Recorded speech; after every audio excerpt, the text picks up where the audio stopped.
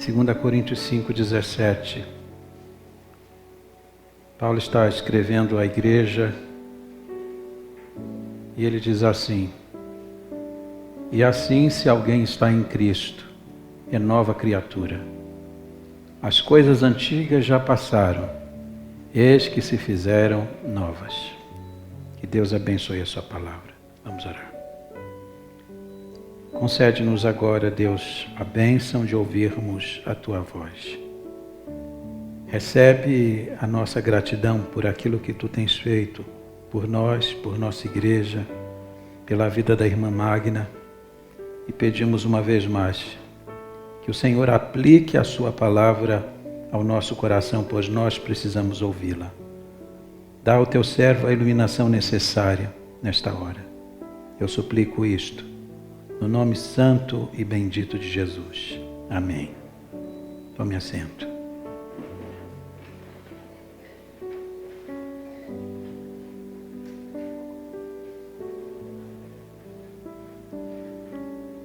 Este verso, sem dúvida, é um dos mais conhecidos das Escrituras Sagradas. Acredita-se que essas são as palavras mais famosas do apóstolo Paulo. Mas observem os irmãos que este é um verso que normalmente a gente recita sem considerar o contexto. E vocês sabem perfeitamente que nenhum verso na Bíblia deve ser considerado fora do seu contexto. Sempre que a gente vai olhar para uma passagem da Bíblia, nós temos que ler aquilo que está antes e aquilo que vem logo em seguida. Se você não fizer isso, você corre o risco de interpretar erradamente um verso ou subtrair dele a sua essência. Quando Paulo está escrevendo este verso, ele está escrevendo dentro de um contexto. O apóstolo Paulo está sendo acusado injustamente por pessoas da igreja, pelos chamados falsos apóstolos, que estão acusando Paulo de pregar a mensagem errada e estão acusando Paulo de pregar com a motivação errada. Na sua defesa, e Paulo faz defesa do seu ministério apostólico, Paulo vai dizer que seu ministério está apoiado em dois fatores basilares. O primeiro deles, o temor a Deus. Versículo 11. E assim, conhecendo o temor do Senhor, persuadimos os homens e somos cabalmente conhecidos por Deus. O que é temor a Deus? Temor é diferente de medo. Temor é uma santa reverência. E isso nós precisamos ter em nossa vida. Precisamos temer a Deus, com santo temor e santa reverência. Paulo disse: eu prego o Evangelho, eu persuado os homens, com um profundo temor e reverência a Deus. E essa reverência e esse temor tem a ver com o tribunal de Cristo, verso 10. Porque importa que todos nós compareçamos perante o tribunal de Cristo. Por que fazemos as coisas? Por que fazemos as coisas do modo como as fazemos? Por que pregamos da maneira que pregamos? Fazemos isso por causa do temor a Deus, porque um dia todos nós haveremos de comparecer perante o tribunal de Cristo. Às vezes as pessoas me perguntam: por que aqui fazemos assim? Por que aqui nós não introduzimos isso ou aquilo outro? Por que nós não procuramos nas prateleiras das igrejas evangélicas aquilo que podemos colocar aqui como uma inovação? Porque nós temos temor de Deus. Porque nós sabemos que um dia vamos comparecer perante o tribunal de Cristo. Essa semana eu fui ao hospital em Sorocaba, o Williams me acompanhou. E aí, quando eu liguei o rádio do carro, tinha um pregador de uma dessas mega igrejas. E ele pregava assim: se Deus quiser, Ele tira as coisas dos ímpios, Ele tira até o sono dos ímpios, Ele perturba os sonos dos ímpios para abençoar você. aquelas frases de efeito que agradam muito as pessoas hoje. Por que nós não pregamos assim? Por que o tema do sermão aqui não é assim? Porque nós temos o temor de Deus.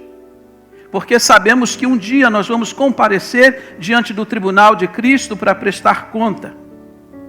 Paulo está dizendo, sabe por que eu prego o Evangelho? Sabe por que eu prego a graça? Sabe por que a cruz para mim é o assunto principal? Porque eu tenho temor de Deus e eu sei que um dia eu vou comparecer perante o tribunal de Cristo. A questão aqui não é uma questão apenas de tradição batista, não é porque nós prezamos a nossa denominação simplesmente, mas porque nós temos o temor de Deus. Paulo está explicando por que ele age e por que ele prega da maneira que ele prega. Em segundo lugar, o amor de Cristo.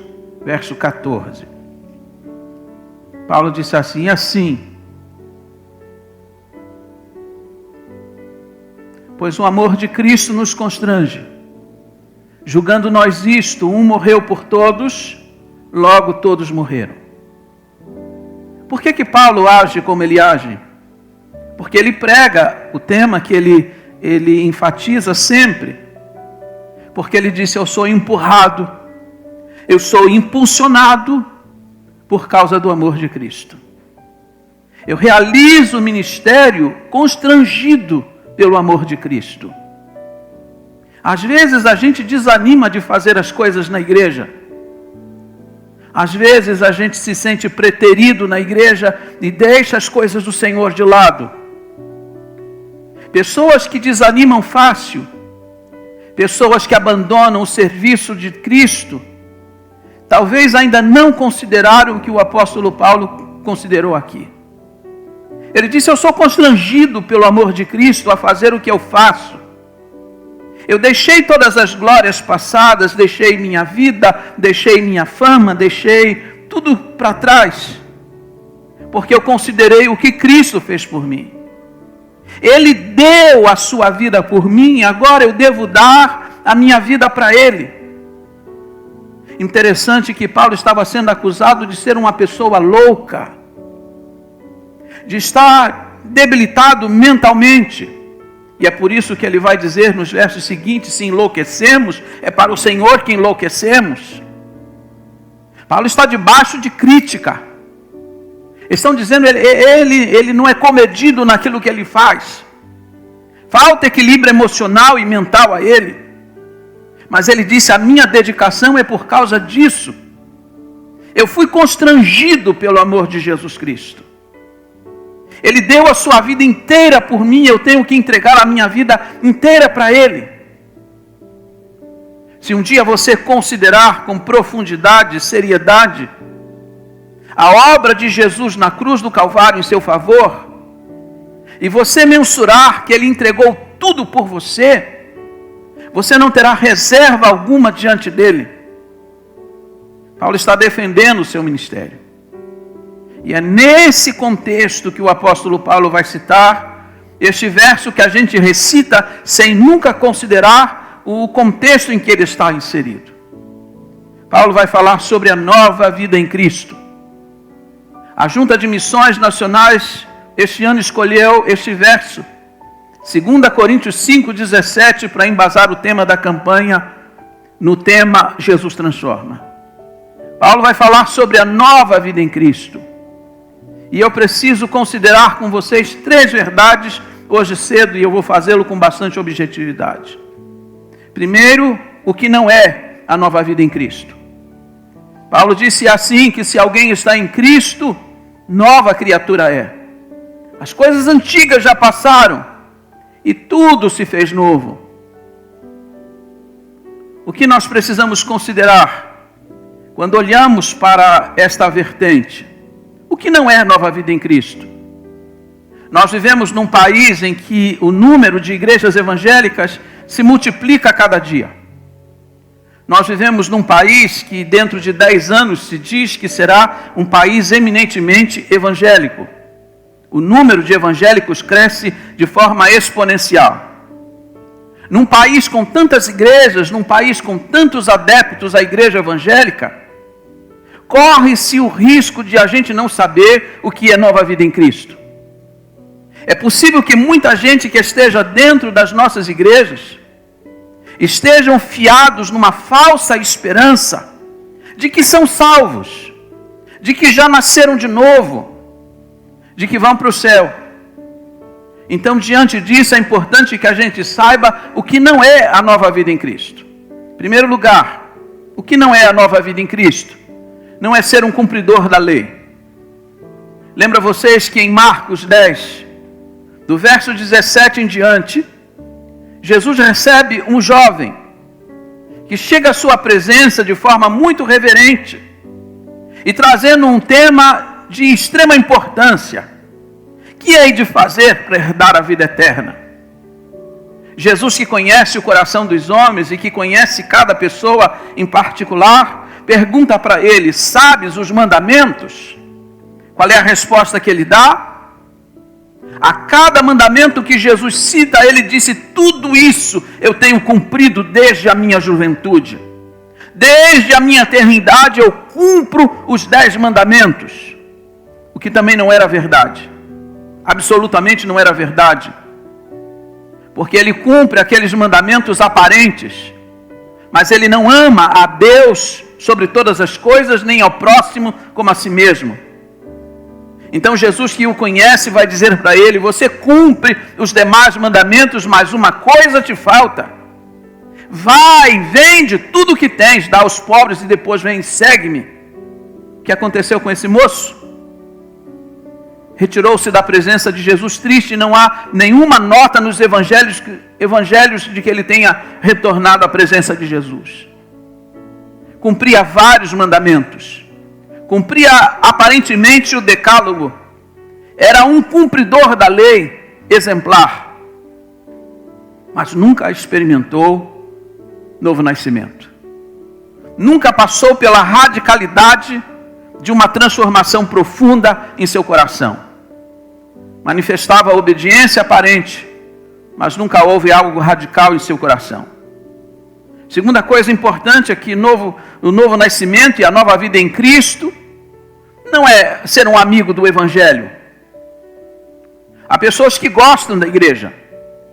Há pessoas que admiram o pregador e até o recomendam, mas que nem por isso tiveram uma experiência real.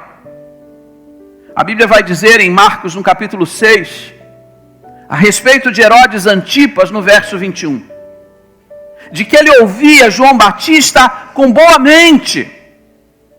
Quando João Batista começava a pregar, diz a Bíblia que ele ficava perplexo diante das palavras e ele ficava ouvindo de boa mente. Ele gostava daquele pregador. Ele ficava embevecido ouvindo as palavras daquele pregador. Mas ele nunca experimentou uma transformação em sua vida. Aliás, no final da história, ele manda matar o pregador. João Batista teve a sua cabeça cortada por ordem dele, embora ele gostasse de ouvir a João Batista.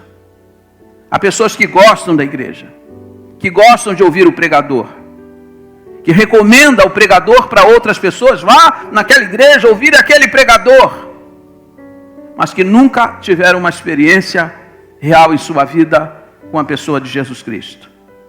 Terceiro lugar, a nova vida em Cristo não é possuir uma religiosidade externa. Jesus vai contar a história e vai, de alguma forma, confrontar os fariseus e escribas.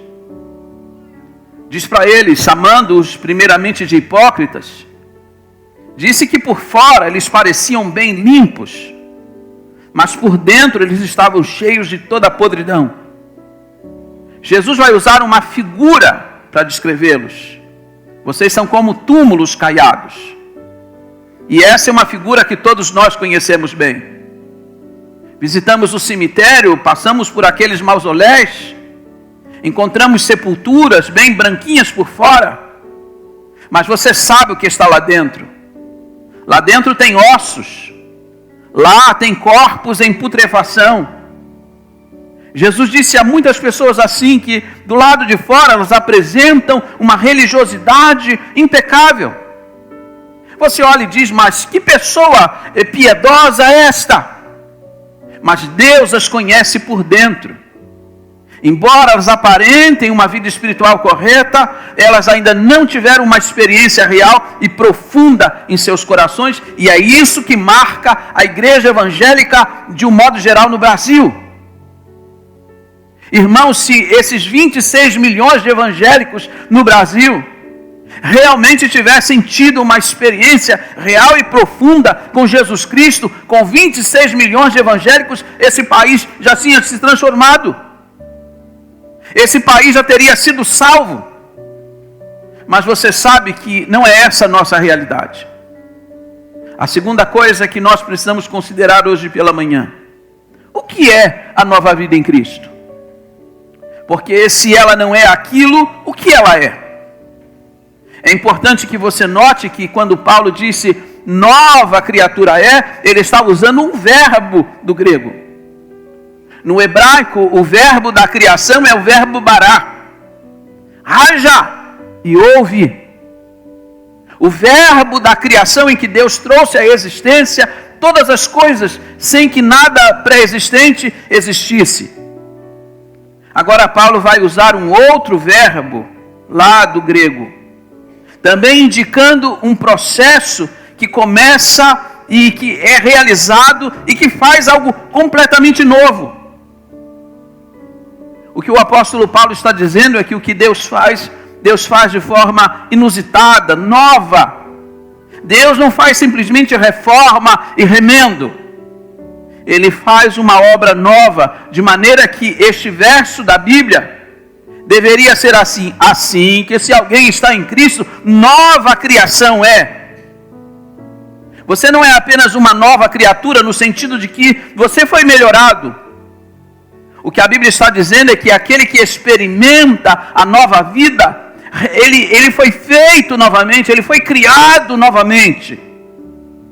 E nesse processo, duas coisas estão envolvidas. A primeira delas é o arrependimento. Ninguém pode ir para o céu sem que antes se arrependa dos seus pecados. Ninguém adentrará as portas das mansões celestiais a menos que reconheça que é um pecador. E é curioso que até dentro das nossas igrejas nós temos pessoas que ainda não chegaram a esse ponto de reconhecerem quão pecadores são, de reconhecerem quão malignos são muitos dos seus atos. Mas ninguém será salvo a menos que reconheça isso. É curioso que um dos maiores diálogos que Jesus teve na Bíblia, Jesus teve com uma pessoa religiosa, com uma pessoa que se julgava acima da média, uma pessoa impecável, um homem probo, um líder espiritual em sua comunidade chamado Nicodemos. Nicodemos foi conversar com Jesus à noite.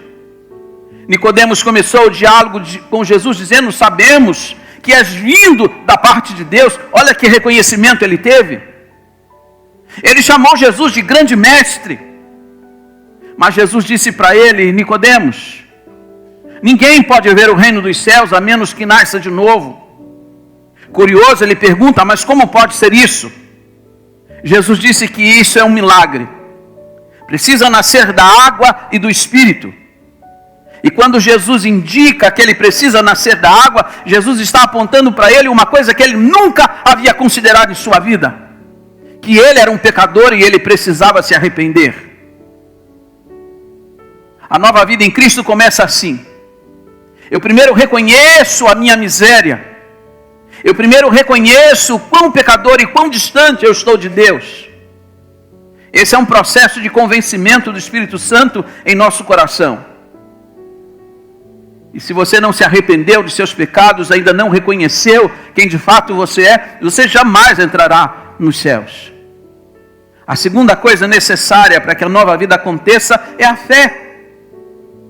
E quando eu estou falando de fé, eu não estou falando de fé na fé. Perguntamos ao brasileiro: você tem fé? Ele diz: eu tenho muita fé.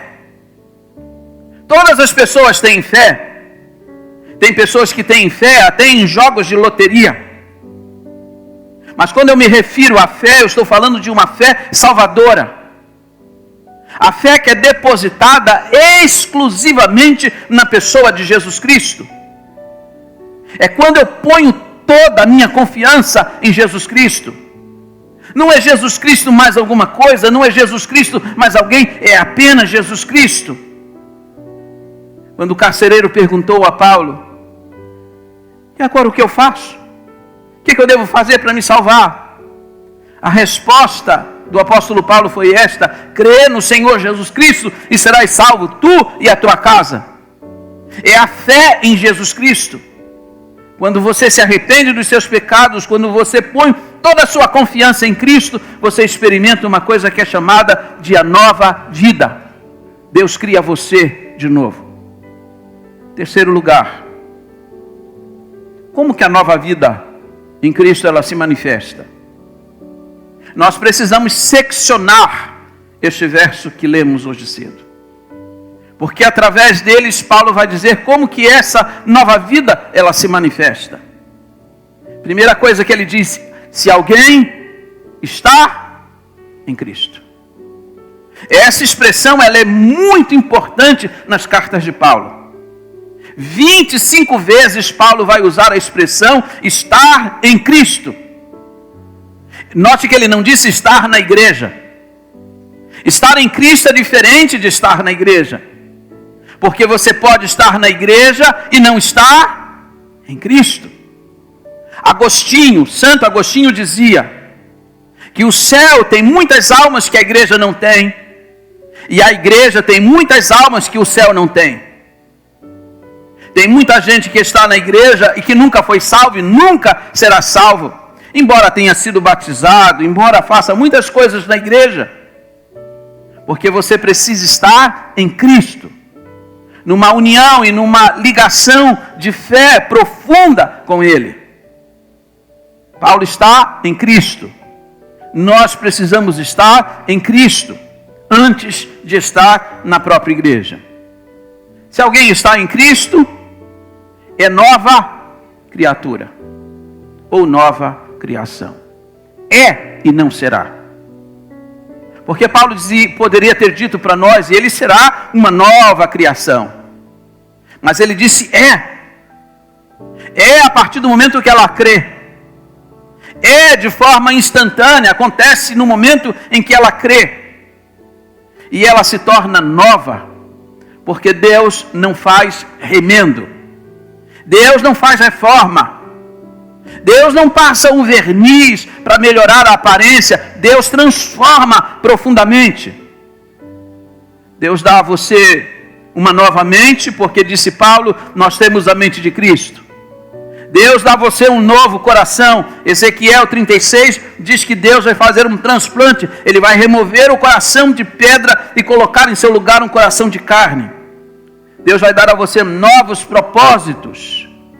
Porque diz a Bíblia em Efésios 2:10 que nós somos criados para as boas obras as quais Deus preparou. Tudo isso acontece porque você é feito uma nova pessoa, você é uma criação nova de Deus. Se alguém está em Cristo, é nova criatura, as coisas velhas já passaram. E aqui é importante que você entenda o verso. Porque Paulo começa com uma questão posicional, estar em Cristo. A preocupação do apóstolo Paulo não é tanto comportamental, mas posicional. Quando você está em Cristo, a sua vida muda. Seu comportamento muda. Mas é importante que primeiro você esteja em Cristo. Porque há pessoas que vieram para a igreja e melhoraram o seu comportamento. Já pararam de fumar, já pararam de beber, já pararam com algumas práticas, mas ainda não tiveram uma experiência pessoal. Estar em Cristo, questão posicional. Eu estou no Senhor. E porque eu estou no Senhor, as coisas agora as antigas eu as abandono. E eis que se fizeram novas. Tudo novo. Deus faz a obra completa. Deus não melhora você 50%, 90%, 99%. A obra de Deus é sempre completa. Há uma transformação plena e completa, porque só Jesus Cristo pode fazer isso. E aqui me permita lembrar uma vez mais a experiência de Agostinho de Hipona. Porque Agostinho de Hipona, antes de ter a experiência de uma nova vida em Cristo, ele viveu uma vida desbragada. Viveu uma vida no pecado. E a biografia dele conta que um dia, caminhando e andando por uma rua, as mulheres com as quais ele convivia começaram a gritar: Agostinho! Agostinho! E quando ele olhou para trás e viu quem era, ele começou a correr. E as mulheres corriam atrás dele. E elas corriam e ele corria mais. Em dado momento elas gritaram: Agostinho, somos nós, as mesmas. Ele olhou para trás e disse: eu sei, eu aqui não sou mais o mesmo. A nova vida em Cristo, a transformação que Cristo havia operado. Tudo começa numa questão posicional. E aqui eu preciso terminar fazendo um contraste com vocês entre a primeira criação de Deus e a nova criação. Porque há contraste entre elas. Na primeira criação, a iniciativa foi de Deus. Deus decidiu em seu coração criar esse vasto universo, perfeito, bonito, maravilhoso. Mas a nova criação também é uma iniciativa de Deus. Veja o que está dito em 2 Coríntios 5,18, na continuação do texto que lemos. Ora, tudo provém de Deus. Toda iniciativa da sua salvação partiu de Deus. Foi Deus que decidiu salvar você. Foi Deus que decidiu tomar a dianteira em relação à sua salvação. Nesse aspecto, tudo é semelhante. Observe mais. Observe que quando comparamos a primeira e a segunda criação de Deus, que é essa nova criação em Cristo, você vai perceber que ambas possuem um marco. Na primeira criação, o sábado é o marco que indica o final da primeira criação. Na nova criação, o encontro com Jesus Cristo é um marco inicial de que a sua vida começou de novo. E mais, na primeira criação, e é algo semelhante, elas provocam mudança. Quando você lê Gênesis capítulo 1, ouve dizer que tudo aqui era o caos, aqui era trevas, aqui era um vazio. Mas Deus decidiu agir e provocou mudança, e paulatinamente, dia após dia, Deus foi colocando ordem no caos. Isso é semelhante na nova vida em Cristo. Deus começa a trabalhar em nós, começa a agir em nós e coloca a nossa vida em ordem. Há uma semelhança muito próxima entre a primeira e a nova criação em Cristo. Mas existem diferenças. Na primeira criação de Deus, quando Deus decidiu criar o universo, não houve oposição alguma. Deus disse: haja, e houve. Mas na nova criação há oposição. Há oposição de Satanás, que não quer que você nasça de novo, que não quer que a sua vida seja nova. E há uma oposição sua também em relação a Deus. O próprio apóstolo Paulo, que escreveu esta passagem, disse que ele recalcitrou contra os aguilhões do Senhor, ou seja, ele resistiu à obra de Deus. Deus estava trazendo ele, mas ele resistia à ação de Deus. Isso é diferente em relação à primeira criação de Deus. A segunda coisa que a gente olha como diferença é que na primeira criação não houve um custo para Deus. Deus disse: haja, e houve. O poder da criação. Na nova criação de Deus tem um custo. Para você nascer de novo, para você ser uma nova vida em Cristo, um preço foi pago. O sangue de Jesus Cristo. O apóstolo Pedro disse, na sua primeira epístola, capítulo 1, verso 18 e 19, que nós somos comprados não com coisas corruptíveis, como ouro ou prata, mas nós somos comprados com o sangue precioso de Jesus Cristo. Teve um preço. A outra diferença, e a derradeira diferença, entre a primeira criação de Deus e a nova, é que na primeira criação Deus trabalhou paulatinamente durante 6 dias, até que tudo estivesse pronto, e Deus dissesse: eis que tudo é muito bom. A nova criação em Cristo acontece num instante. Na hora que você crê em Jesus Cristo, você é feito uma nova criatura. Você é uma nova criação. Louvado seja Deus por aqueles que já passaram por essa radicalidade, por aqueles que já foram transformados pelo Evangelho. Mas eu quero garantir a vocês que nós temos em nossa terra brasileira muitos brasileiros que precisam também ser transformados pelo Evangelho de Jesus Cristo. Eu estava lendo ontem uma estatística de que o satanismo no Brasil hoje cresce 300% ao ano. E nós, batistas, crescemos 3,15% ao ano. O mal está avançando, mas o mal precisa ser detido. Nós precisamos dar resposta a tudo isso. E nós só daremos resposta a tudo isso se, assim como o apóstolo Paulo, nós tivemos como força motriz de nossa vida o temor a Deus e o amor a Jesus Cristo. Por que persuadimos as pessoas? Por que fazemos o que fazemos? Por que realizamos essa campanha? Por que providenciamos recursos para os missionários? Por que anunciamos que a salvação é só através de Jesus Cristo? Por causa do temor a Deus e por causa do amor que temos a Cristo. Ele deu tudo e nós devemos dar também. Ele deu sua vida e nós devemos dar a nossa para Ele. Que o Senhor nos ajude nesta campanha. Que nós possamos com entusiasmo proclamar que só Jesus Cristo salva e que só Jesus Cristo transforma. Que nossa vida, que os nossos bens estejam envolvidos nisso.